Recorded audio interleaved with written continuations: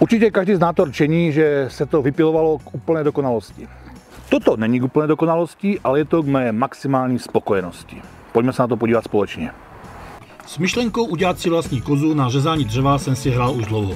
Na netu a hlavně na YouTube je jich pro inspiraci hodně, ale většinou nesplňovaly moje základní požadavky. Skladnost, jednoduchost a maximální mobilita. Určitě začnu tou skladností. Vytáhnu to z auta, nasadím, je to tam.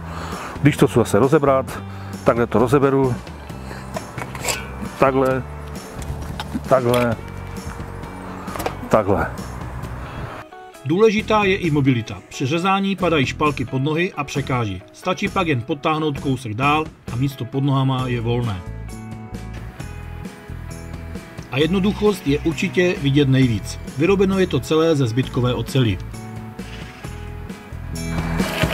Vezmu polínko, nahodím ho a drží. Můžu řezat.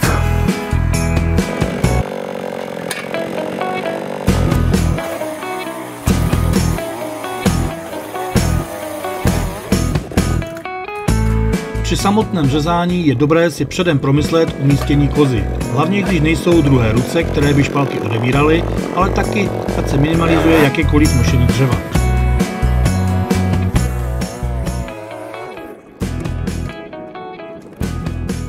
V zásadě jsem s funkčností spokojený. Doladit se to dá vždycky, ale jednu věc jsem nedomyslel. Základní chyba, co jsem udělal, chtěl jsem, ať je to hezké. Natřel jsem to barvou a on to po té barvě tak nechodí, jak to chodilo po krásném hladkém železe. Příště si raději ušetřím práci.